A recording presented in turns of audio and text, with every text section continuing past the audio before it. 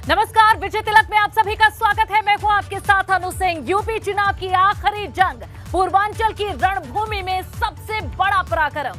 दांव पर 9 जिलों की 54 सीटें और मैदान में डटे हैं 613 दावेदार। किसकी जीत, किसकी हार, किसको चुनेगी जनता अपना खेवनहार। ऐसा माना जा रहा है कि जो जीतेगा 7वें दौर का संग्राम, वही बनेगा देश के सबसे बड़े सूबे का सुल्तान। तो कौन पास होगा? और इस आखिरी इम्तिहान में इसका काउंटडाउन शुरू हो चुका है। अब से ठीक 11 घंटे के बाद ये इम्तिहान शुरू हो जाएगा। लेकिन इस अग्नि परीक्षा में किसका पलड़ा भारी है, कौन किस पर हावी है, ये पूरा समीकरण अगले आधे घंटे में आपके सामने होगा। इस खास पेशकश में हम एक एक कर पूर्वांचल के सबसे बड़े लड़ैया की हर तस्वीर आपके सामने रखने जा रहे हैं। बने रहिए हमारे साथ, देखते रहिए सत्ता का 7वां संग्राम।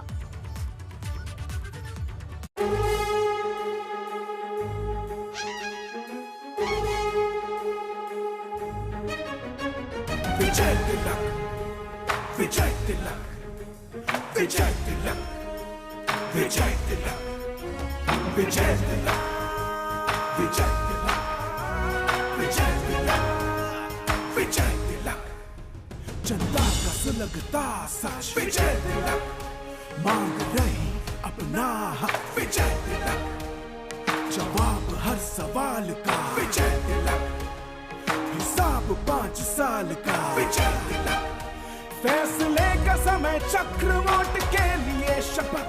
जंग का ऐलान है, जीत का पैगाम है।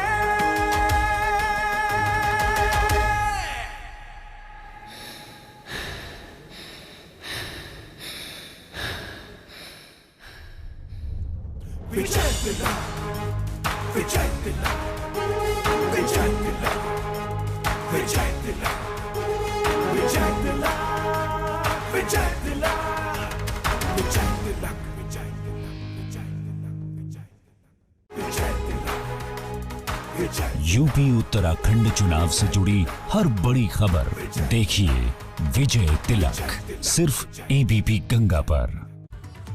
तो चलिए शुरुआत करते हैं। गाजीपुर की जहूराबाद सीट पर भी 7वें चरण का मतदान है और इसी सीट पर सुभाषपा अध्यक्ष ओम प्रकाश राजभर की साख दांव पर है, जिनका सीधा मुकाबला भाजपा के साथ होने के कयास लगाए जा रहे हैं। वहीं बसपा और कांग्रेस भी जहूराबाद की जीत दर्ज करने के लिए पूरी ताकत झोंक चुकी है। गाजीपुर की जहूराबाद सीट यूपी की सबसे हॉट सीटों में शुमार है, जहां पर सुभाषपा अध्यक्ष ओम प्रकाश राजभर की साख दांव पर है और इस सीट पर बेहद कड़ा मुकाबला देखने को मिल रहा है। ओम प्रकाश राजभर 2017 में इस सीट से विधायक चुने गए थे और इस बार उनके खिलाफ भाजपा ने कालीचरण राजभर को मैदान में उतारा। अब आपको जहूराबाद सीट के उन उम्मीदवारों की जानकारी देते हैं जो मजबूत दावेदारी पेश कर रहे हैं।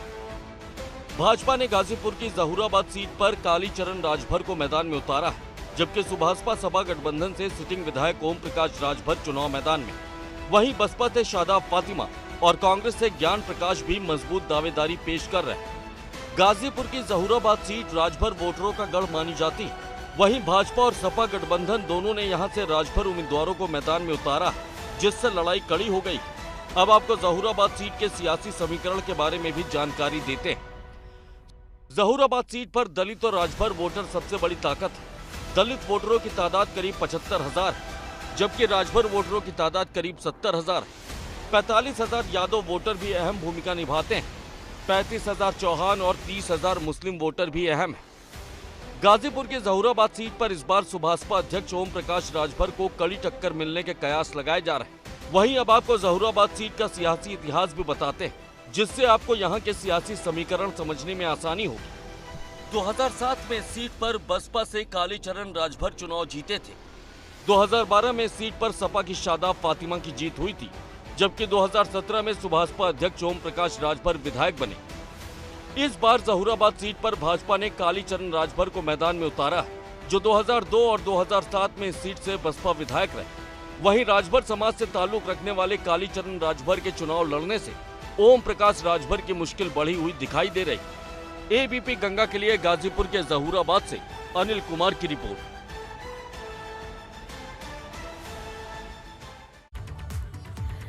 22 के अंतिम इम्तिहान में कौन बाजी मारेगा? कल होने वाले मतदान से पहले जनता का मन क्या कहता है, हम आपको हर समीकरण समझाएंगे। मेरी सहयोगी दीपा बाफिला ग्राउंड रिपोर्ट भी आप तक पहुंचाएगी और दीपा सभी रिपोर्टर्स से ये जानेगी कि क्या उनके मन में है।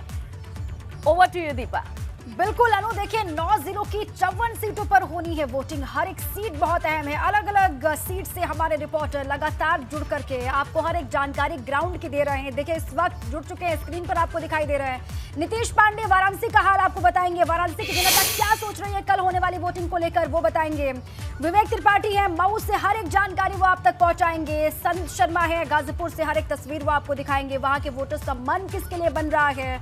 और रतीश त्रिवेदी है जौनपुर का, ताजा हाल आपको बताएंगे। कल वोटिंग होनी है, बहुत कम वक्त बाकी रह गया है।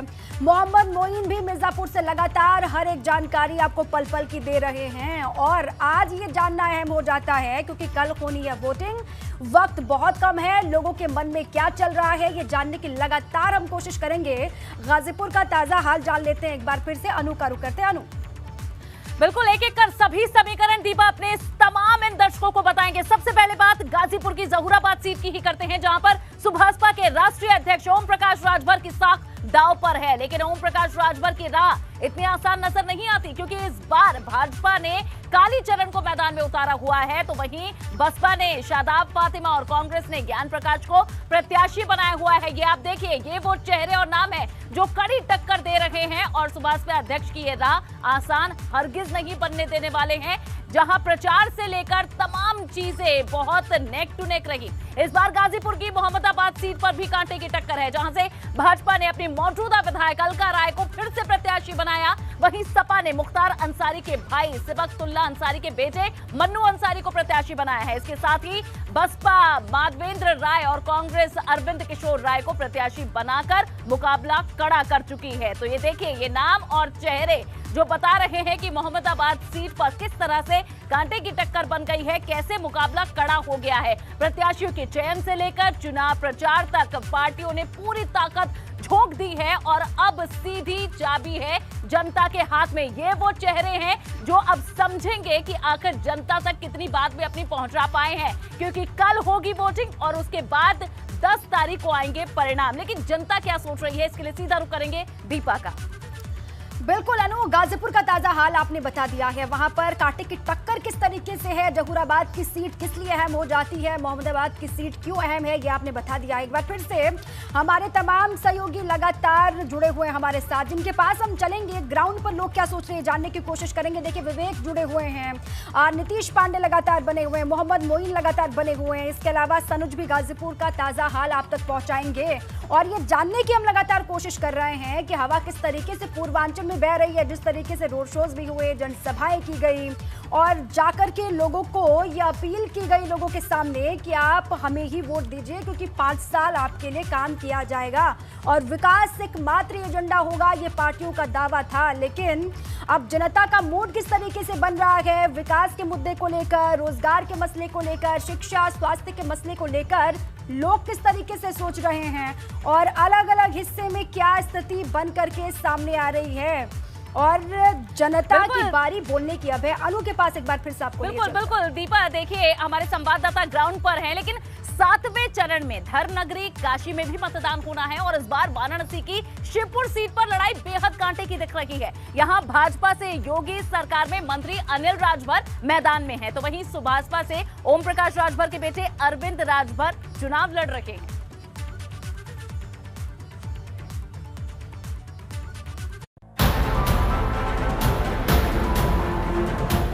गंगा के किनारे बसी इस नगरी काशी पर सबकी नजरें टिकी हुई हैं, जहां 7वें चरण में वोटिंग होनी है और आखिरी चरण में सबसे ज्यादा चर्चा में रहने वाला जिला है। सियासी दृष्टिकोण से देखें तो वाराणसी अहम भी हो जाती है क्योंकि वाराणसी में विधानसभा की 8 सीटें हैं और हर सीट पर जबरदस्त लड़ाई देखने को मिल रही है। लेकिन इस बार जिस सीट पर कांटे की टक्कर है वो सीट है शिवपुर सीट, जहां से भारतीय जनता पार्टी के मौजूदा विधायक और भाजपा की प्रत्याशी अनिल राजभर मैदान में है, तो वहीं दूसरी तरफ सुभाषपा के अरविंद राजभर मैदान में है। 7वें चरण के रण में पूरा जोर काशी पर है। राजनीतिक दल हर तरह से काशी में अपना दमखम दिखाना चाहते हैं। एक और प्रधानमंत्री नरेंद्र मोदी ने अपने संसदीय क्षेत्र वाराणसी में डेरा डाल दिया और इसके साथ ही रोड शो किया, तो वहीं अखिलेश यादव समाजवादी पार्टी के राष्ट्रीय अध्यक्ष अखिलेश यादव ने भी रोड शो करके, दमदार रोड शो करके सड़क पर अपना दमखम दिखाया। दरअसल अनिल राजभर और अरविंद राजभर के बीच कांटे की टक्कर इसलिए भी देखी जा रही है क्योंकि 2017 में जब योगी सरकार सत्ता में आई थी उस वक्त सुभाषपा भी उसका हिस्सा हुआ करती थी, लेकिन सरकार बनने के बाद जब भाजपा से सुभाषपा की राहें अलग हुई तो लगातार सुभाषपा अध्यक्ष ओम प्रकाश राजभर के निशाने पर अनिल राजभर रहे। आपको बता दें कि सिर्फ समाजवादी पार्टी और भाजपा ही नहीं बल्कि कांग्रेस भी अपना पूरा दम भरती हुई नजर आ रही है, लेकिन अब यह देखना होगा कि वोट और वोटर किसके पक्ष में जाते हैं। अब ओम प्रकाश राजभर के बेटे अरविंद राजभर मैदान में हैं और अनिल राजभर को सीधी चुनौती दे रहे हैं, जिनकी किस्मत का फैसला 7 मार्च को जनता कर देगी और 10 मार्च को पता चलेगा कि शिवपुर की जनता ने किसके माथे पर किया विजय तिलक। एबीपी गंगा के लिए नीतीश कुमार पांडे के साथ वीरेश पांडे की रिपोर्ट। तो वाराणसी से हमारे सहयोगी नीतीश पांडे की ये ताजा रिपोर्ट आपने देख लिया। सीधे नीतीश का रुख कर लेते हैं। नीतीश, बताइए वहां पर लोगों का मूड किस तरीके से बन रहा है? कल होनी है वोटिंग और बहुत कम वक्त बाकी रह गया है, लोग क्या सोच रहे हैं आखिरी वक्त में? लोगों की सोच में बताऊंगा, लेकिन आपको बता दूं कि आज की रात भारी है क्योंकि कल सुबह वोटिंग की तैयारी है और इस वक्त हम 80 पर मौजूद हैं, 80 चौराहे से थोड़ी दूरी पर मौजूद हैं और आप देखिए यहाँ पर जो लोग हैं उनसे बातचीत करेंगे, तैयारी के बारे में बातचीत करेंगे। तो कल जनता वोट करेगी। कई सीटों पर कांटे की टक्कर बताई जा रही है। शहर दक्षिणी सीट हो, शिवपुर सीट हो, सेवापुरी हो या फिर पिंडरा हो, यहाँ कांटे की टक्कर बताई जा रही है। जनता क्या सोच रही है और मुद्दे क्या है? मुद्दे तो बेरोजगारी और महंगाई है और इस सरकार की जो जहाँ भी जिन पक्षों पर नाकामियां उस पर भी लोग मूड बनाए हैं वोट देने के लिए। आप बताइए जनता किस तरह की तैयारी करके बैठी? जनता जो है यह ध्यान में रख रही है कि कौन राष्ट्रवाद को लेकर के चल रहा है। जो राष्ट्रवादी पार्टियां हैं उन्हीं को जनता जो है चुनेगी। जनता का मूड क्या है, क्या कहना है? जनता राष्ट्रीय पार्टी के तरफ ध्यान दे रही है। मुद्दे अगर खास तौर पे बात कर, योगी मोदी दोनों माफ कीजिएगा जी, आप चाय तो पी रहे हैं। हाँ, हकीकत है कि जनता के चेहरे पे आप देख सकते हैं कि जनता चाहती क्या है। सबके चेहरे पे एक उदासी है और वो उदासी महंगाई कारण मुख्य है, बेरोजगारी तो युवाओं के लिए, और शायद हम जहां तक देखते हैं वो परिवर्तन का मोड़ है। आप बताइए। परिवर्तन ही है। जनता एकदम त्रस्त है, एकदम बदलाव के मूड में है। जनता एकदम बदलाव के मूड में है। हम लोग बदलाव के पक्ष में। अभी लेटेस्ट न्यूज आपको बता देंगे, आप लोग को नहीं मालूम होगा। अभी आ रहा है, हम लोग टीवी पे देखें, मोबाइल पे भी देखें। वो तो बाद में है, लेकिन हम एक और चीज जानना चले हैं। वहाँ से हजारों की संख्या में वहाँ जो IAS PCS के बच्चे तैयारी कर रहे हैं वो अपने गाँव की ओर चले हैं। दोपहर में पूरा ट्रेन भर भर के दिखा रहा है, आप अपने मोबाइल में। ठीक है नीतीश, लगभग सभी मुद्दे हमारे पास आ गए, लेकिन जनता का मन क्या कहता है ये बाद में ही पता चलेगा। अब आपको दिखाते हैं आजमगढ़ की मुबारकपुर सीट पर सियासी समीकरण, जहां से असदुद्दीन ओवैसी की पार्टी AIMIM इस बार दम दिखा रही है।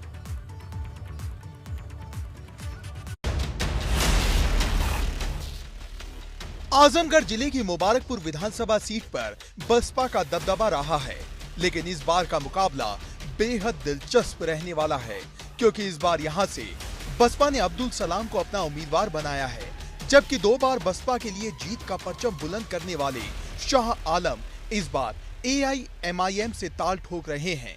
वहीं कांग्रेस ने परवीन बानो को मैदान में उतारा है तो भाजपा की तरफ से सगड़ी के पूर्व प्रत्याशी अरविंद जायसवाल अपनी किस्मत आजमा रहे हैं। इस विधानसभा क्षेत्र में मुस्लिम वोटर सबसे ज्यादा प्रभावी है। हालांकि नतीजे क्या रहेंगे ये आने वाला वक्त ही बताएगा, लेकिन मुबारकपुर के मतदाता बेरोजगारी, विकास और सरकारी योजनाओं के मुद्दे पर अपनी वोट शक्ति का इस्तेमाल कर सकते हैं। एबीपी गंगा के लिए आजमगढ़ से खुर्रम नोमानी की रिपोर्ट।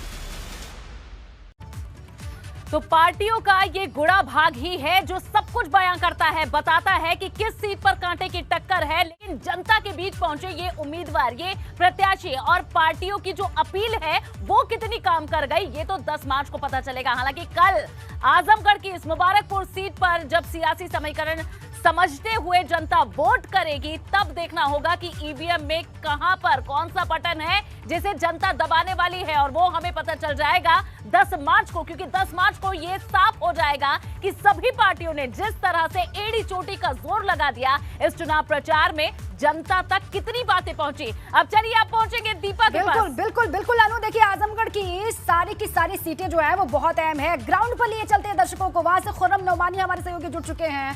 खुर्रम, बताइए वहां के लोगों का मन क्या बन रहा है चुनाव को लेकर? बहुत कम वक्त बाकी रह गया है, तमाम प्रचार प्रसार का दौर, हर एक दौर हमने दिखाया है दर्शकों को। अब वहां के लोग क्या कह रहे हैं, जल्दी से बताइए। जी देखिए, आजमगढ़ का हाल मैं बताऊंगा। आजमगढ़ की 10 विधानसभा सीटें हैं जिसमें बहुत ही कांटे की टक्कर है, ज्यादातर सीटों पर कांटे की टक्कर है।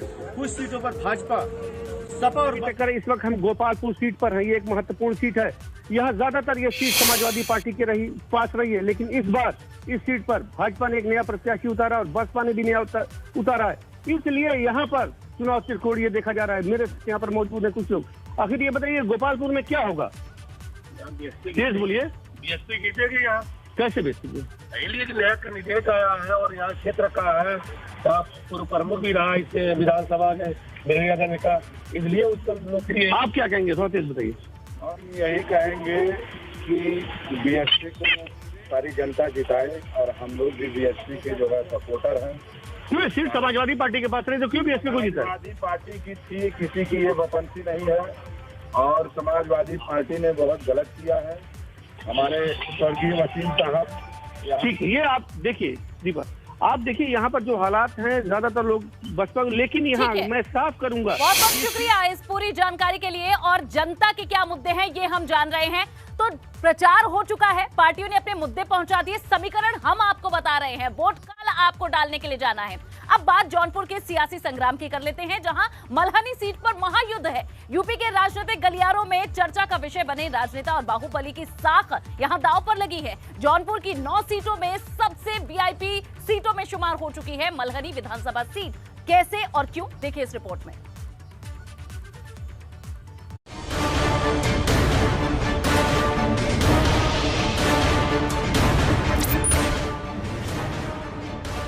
आजमगढ़ और वाराणसी से सटे जौनपुर जिले में 7वें चरण में वोटिंग होने जा रही है। यूं तो जौनपुर में विधानसभा की 9 सीटें हैं कि यहाँ से 2 दिग्गज आमने सामने हैं। मल्हनी का मल्ल युद्ध में विजेता बनने और माथे पर विजय तिलक सजने का दावा हर कोई कर रहा है, लेकिन यहाँ जो कांटे की टक्कर है उसमें जनता दल यूनाइटेड के प्रत्याशी धनंजय सिंह है, तो वही दूसरी तरफ मल्हनी के मौजूदा विधायक और सपा प्रत्याशी लकी यादव है। वैसे तो कई और दिग्गज मैदान में हैं, लेकिन यहाँ सीधी लड़ाई मौजूदा विधायक लकी यादव और जनता दल यूनाइटेड के प्रत्याशी धनंजय सिंह में है। जौनपुर में 9 विधानसभा क्षेत्र हैं, जफराबाद, शाहगंज, मड़ियाऊ, मछली शहर और मल्हनी समेत 9 विधानसभा क्षेत्रों पर जनता अपने नए प्रतिनिधियों को चुनने जा रही है, लेकिन सबसे ज्यादा चर्चा मल्हनी विधानसभा क्षेत्र की है और इसका कारण है बाहुबली नेता धनंजय सिंह। धनंजय सिंह जनता दल यूनाइटेड के टिकट पर एक बार फिर से मल्हनी से ताल ठोक रहे हैं। समाजवादी पार्टी के दिग्गज नेता रहे पारसनाथ यादव के बेटे लकी यादव, जो विधायक भी हैं, वो उनके सामने हैं। ये मुकाबला वैसे तो त्रिकोणीय कहा जा रहा है, क्योंकि भारतीय जनता पार्टी के केपी सिंह भी मल्हनी से ताल ठोक रहे हैं, लेकिन 2 दिग्गजों के बीच मुकाबला मुख्य बताया जा रहा है, जिसमें लकी यादव हैं और धनंजय सिंह हैं। अगर मल्हनी के मल्ल युद्ध की बात करें तो मल्हनी सीट पर एक तरफ धनंजय सिंह है तो दूसरी तरफ खड़े नजर आते हैं मौजूदा विधायक और सपा के प्रत्याशी लकी यादव, जो पूर्व मंत्री पारसनाथ यादव के बेटे हैं और उपचुनाव में धनंजय सिंह को हरा चुके हैं। 2012 में समाजवादी पार्टी से विधायक बने पारसनाथ यादव 2017 में फिर से पारसनाथ यादव सपा से विधायक बने। 2017 में दूसरे नंबर पर रहे थे धनंजय सिंह। 2020 में सपा की टिकट पर लकी यादव जीते। 2020 के उपचुनाव में एक बार फिर से धनंजय सिंह को हार का सामना करना पड़ा।